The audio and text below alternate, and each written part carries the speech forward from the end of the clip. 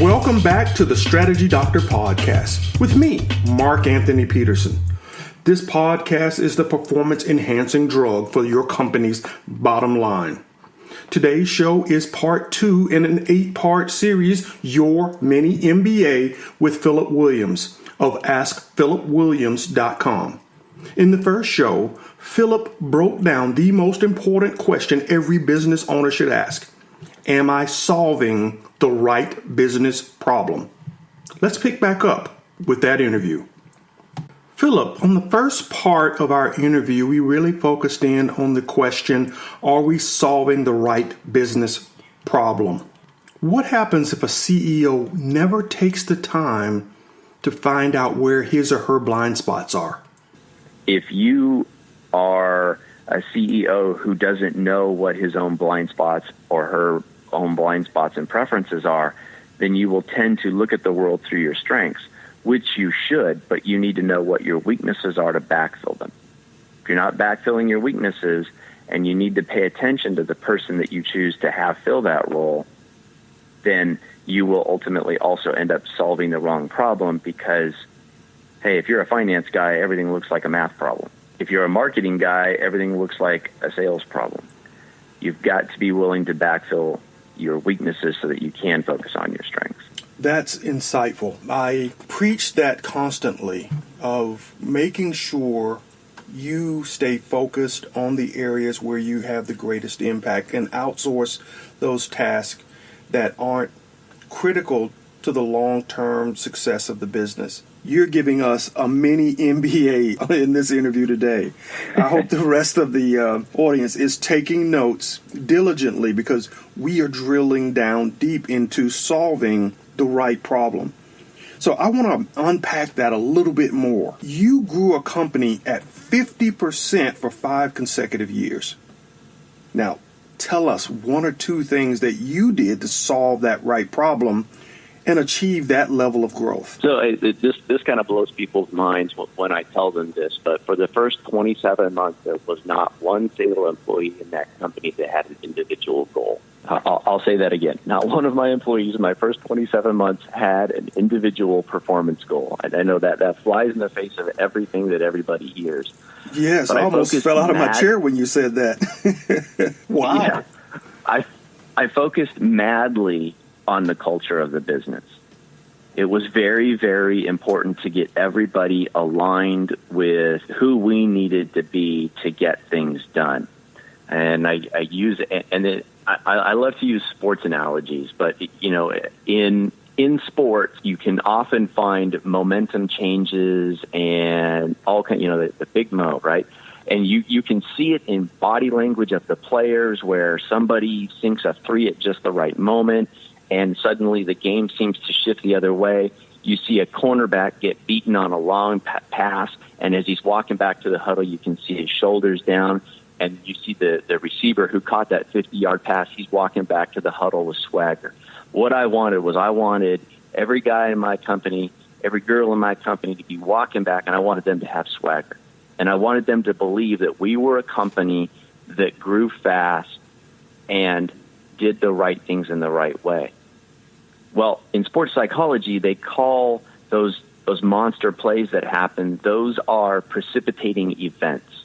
So we needed a precipitating event. Well, I had one kind of fall into my lap in that very early on, we had a prospective client call, and they wanted us to do a job. And the project manager came in, and he says, I told him that we would look at it, but I don't think we can do it. We can't fit it in. I don't know how we're going to fit it in. And I looked at the project manager. I says, nobody's shown that we can't fit it in to me. Nobody's proved to me that we can't fit it in. So let's do this. In a half an hour, let's meet. We had a space we called the bullpen. Let's meet. There's a big whiteboard in there. I want every project for the next 3 months, every person, every asset, every piece of equipment that we need, and we need to know the schedules, and we're going to map this out. And if at the end of that conversation you've proved to me that we can't fit this in, then I'll agree with you and we won't do it. But right now, this client is willing to pay double for us to do this, so we're going to look at this. And he said, okay. And an hour later, we met. We went through the entire exercise, and at the end of that conversation, we figured out how to fit that job into our business. And that was one of those moments where we started realizing, hey, we can get better. We can get more efficient. We can, it was kind of a grow up moment where you realize, we can do this. And if we hold ourselves to the expectation that we are going to do it, then it will happen. And that job is actually the first job that put us over 50% growth that year. I think we wound up at like 50, 51%, 52%, like really close, but it was certainly over 50. That job also is the job that made us profitable that year. Had we not done that job, we would have lost money.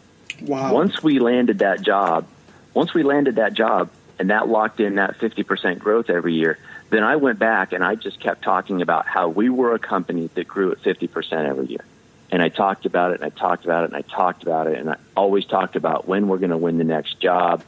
And by August of the following year, we had matched the prior year's revenue by August 31st. So all of the revenue that we collected from September to December would be growth revenue. So my next question was, how do we keep growing and how do we pull in enough revenue in those last 4 months so that we hit 50%? By the time you've done that twice, as an executive, you're walking around and you're saying, hey guys, we grow.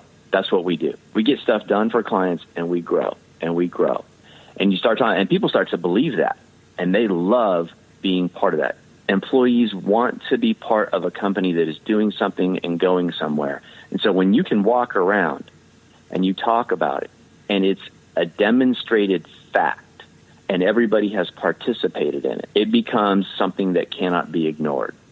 None of us can ignore who we are. And so when you are in a company that is doing that, it gets a lot easier. Now, there's a space there where when you're growing your business and the CEO can touch most of the employees every day during their daily life, it's easy that you don't have to have, these written down goals. There is a place, I don't want to say that you can build a 10,000 person company without having written goals. There is a space in there before you hit 50 where you're going to have everybody with written goals so that they know what they're focusing on. But you become an organization that just believes and breathes this fact that you can grow your business at a certain pace, and that's who you are and that's what you do.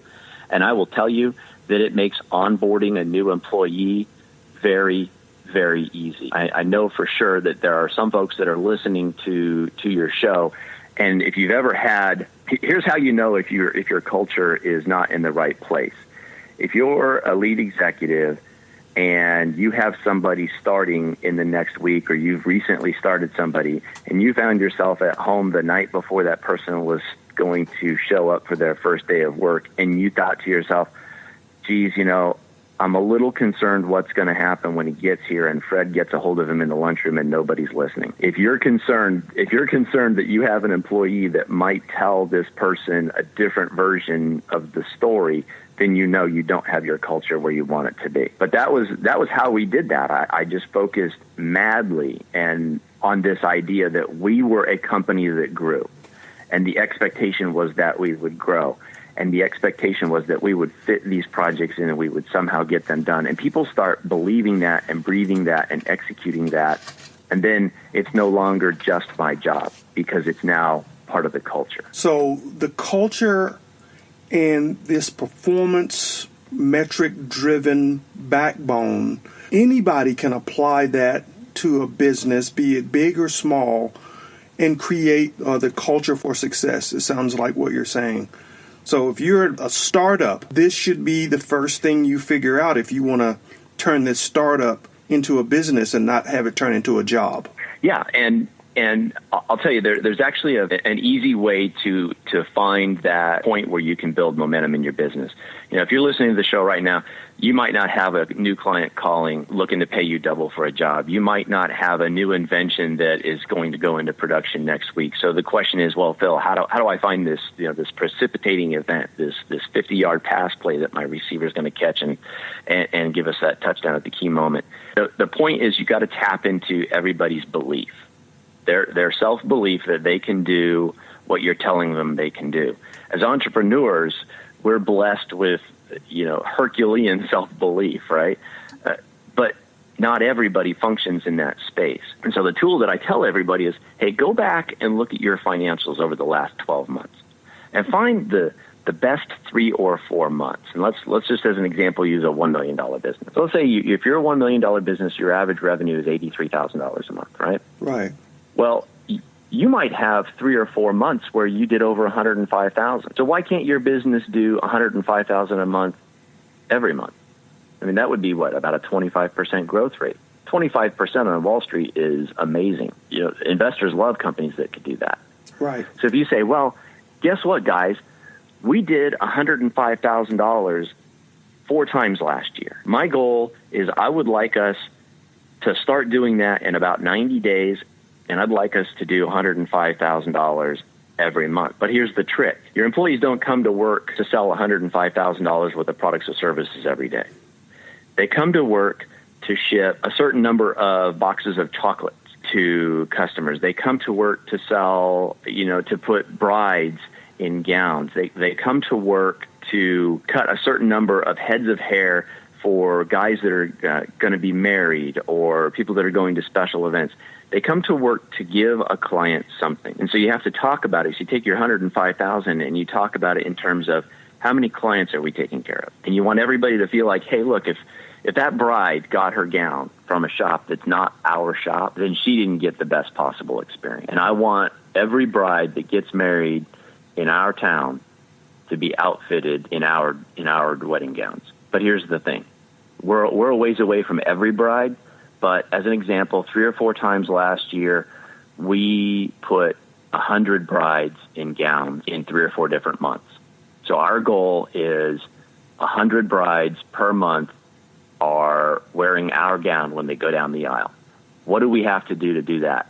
And guys, by the way, we put 100 brides in gowns last year in March, April, July, and September. How do we put 100 brides in gowns every month of every year? If you show them something that they've done, as I said earlier, you can't ignore who you are. And you start to talk about it in terms of what you have accomplished. And I know that those are, so you only did it 3 or 4 times. It only takes 3 or 4 times to believe that you can do it. But if you walk into your shop and you say, hey guys, next month we're going to start putting 500 brides in gowns every month. Unless you have something wildly different that you've set up in your business over the last week, everybody's going to laugh at you and they're not going to engage. But if you say to them, 4 months last year, we put 100 brides in gowns. Our average month, we do 80, but 4 months last year, we did it. How do we, what are the things that we did right that allowed that to happen? And how is it that 2 months last year, we stepped on our own feet and we only did 60? I want to stop doing the things that we're doing where we're stepping on our feet, and I want to focus on doing the things that we're doing right. And that was the other piece that we did, was we really just focused on what it was that we needed to do right.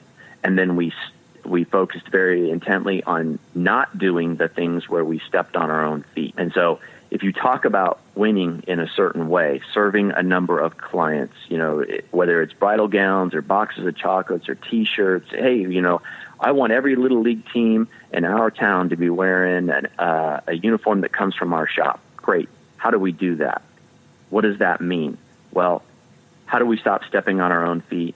And what are the things that we're doing right, and how do we do more of that? And then you just preach that winning attitude about, hey, we're a company that grows 20% a year. If that's what you can do, great. I can tell you right now, if you grow 20% compounded annually for a number of years, I was talking to a guy that just sold his business for many, many millions. He grew it at a compound annual rate of 20% every year for 20 years. That is a monster of a business today.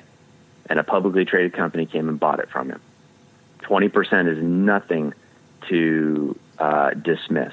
So if that's your number, if that's the number that you get out of your financials over the last year or two, and you talk about that, you talk about doing those things right and not doing the things wrong that you did wrong last year, your business will grow, and it will grow quite quickly. Well, speaking of selling, what should business owners who are seeking to sell their business do to maximize that value? Great question.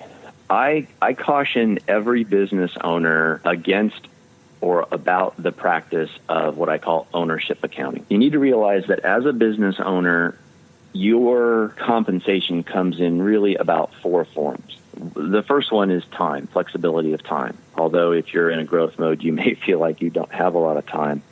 but you have the luxury of whether or not you come to work at 7 o'clock in the morning or 9 o'clock, and those different things. So the first one is time. The second one is your regular paycheck. The third one is your draw, and the fourth one is finally when you sell that business at the end of your run. Ownership accounting is that thing that our tax code lets you do, that lets you write off your 200 square foot home office. Why I call that ownership accounting is this. If you are having to run tax deductions through your accounting to make your business look profitable, then you're not running your business proper. And so that's the first litmus test that I look at when I look at a company is, okay, how did this company turn a profit? And I will scrutinize every expense until I see what's really going on. So you want to run your business like this. If you pay yourself what you would pay a hired general manager or a hired CEO to run your business, and on the front side, don't run personal expenses through your business that you would not allow a hired CEO or a hired general manager to run through the business. Now, on the back side, there's operational accounting on the front. On the back side, there's tax accounting, and your tax accountant's going to go ahead and they're going to go ahead and let you have those write-offs, and that's fine on the back side for tax purposes. But if you're using those write-offs on the front side operationally to make sure that your business is showing a profit, then you need to get more focused on what it means to turn a profit. All of that makes a lot of sense, and I think there are people at home who are just like me who are glued to every word, because you're painting a picture of running your business today as if it were to grow to a Fortune 500 company tomorrow. Put the best practices in place today, and you're going to maximize the value for the long term. Yes, and I will tell you right now, I'm not going to tell anybody that it's going to be rainbows and unicorns in the next 24 months if you decide to do this. It's going to be difficult. It's going to be a challenge if you're somebody that's been doing that. But within, I would say, 24 months, you'll fall very much in love with the result that you're getting. But if you have a good accountant, they will help you through this. You mentioned a good accountant for front and back end accounting to get the business structured to be a viable concern. What other advice would you give an entrepreneur who's either started a business or they're in the middle of a business or they're facing these kind of problems? 2 words: excess capacity. If you go look at almost any year of the Inc. 500 and you read through Inc. magazine's different surveys, and one of the questions they ask the CEOs is, how did you find that new revenue stream that really helped your business grow? I think the number is pretty close to about 40% of the CEOs will tell you that they were looking for a way to utilize their excess capacity. They had either equipment that was available to be run, or they had employees that maybe had some extra time, and they were looking for a way to use that excess capacity. If you are building a business and you have excess capacity, or if you see a company out there that you think may have excess capacity, I would encourage you to approach them. Think outside the box a little bit. We can all, I think everybody remembers probably roughly about 2 years ago where Subway was trying to come out with a breakfast menu. And they were doing that because traditionally they are a lunchtime and dinner time restaurant. But they had excess capacity during the breakfast part of the day. So look at ways to put your excess capacity to use. And if you can do that, for sure, it's going to help your overall profitability. Secondarily, it will likely help you find a new product or service that you can offer. And it forces you definitely to think outside of the box. Is that part of the magic that got you to 50%, was taking advantage of excess capacity? Absolutely. I would. There is nothing like a whiteboard session to force you to think differently and really take a look at where things are going. And I use the phrase interrogate reality.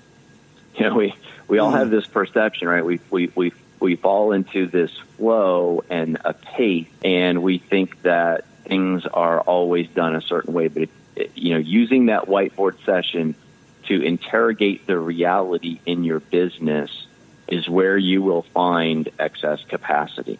I once worked for a manufacturer, and the owner of that company was not willing to invest in new equipment to build a second assembly line for something until we proved that the first assembly line was running 24 hours a day. So is your business really running at maximum efficiency with its resources? One of the other exercises that you're going to have to do, and this one will be more emotionally painful than it will create as far as accounting pain, but that is, as your business evolves, you may have some products or services that you can no longer afford to sell. One of our exercises that we went through, we provided a service that turned out when we sat down was losing money, hand over fist. I think we were negative 65% when we looked at that service. And the emotional difficulty was that service was one of the two founding services that business was created with. And the price, we hadn't changed the price in over a decade, and we were losing so much money on it. And the internal argument was, yeah, but that's who we are. Well, no, actually, it wasn't who we were anymore. It's certainly how the business started, but it was no longer who we were. And so you have to be willing, again, interrogate reality. And we sat down and we looked at this thing, and we realized how much money we were losing, and we figured out how we would have to price it in order to continue to offer it. And we more than tripled the price of that service offering. And guess what? The next year, we made just as much revenue as we made the year before, and we reduced the number of clients that we served in that way by over 65%. It was kind of funny the way it worked out here. We tripled the price, the volume went down, but it became a far more profitable service because it was a money loser before we started. So sometimes, as your business grows, you're going to have to sit down and take a look at things and figure out, hey, can I still afford to do this way? Sometimes the answer might be no, and you're going to have a little bit of a battle with yourself on that. But if the numbers say it's not working, then it's not working. So don't be afraid to do that either. Guys, I hope you're out there with pen and paper writing this down.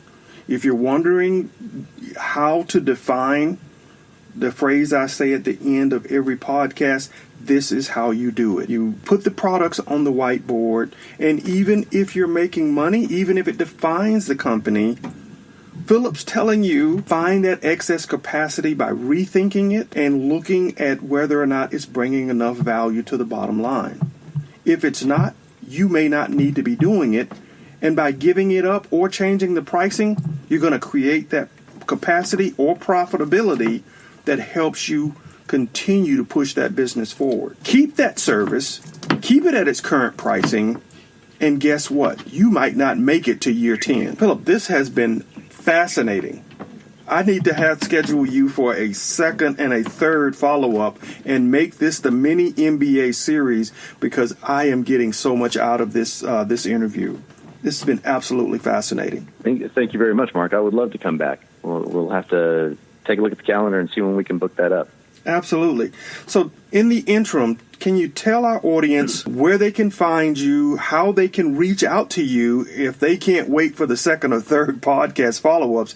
How can they reach out to you and learn more about the genius that you've laid out here in this podcast? So the one easy way to find me is my website. That is askphilipwilliams.com, and my mom spelled Philip with one L, so that's where you'll find me there.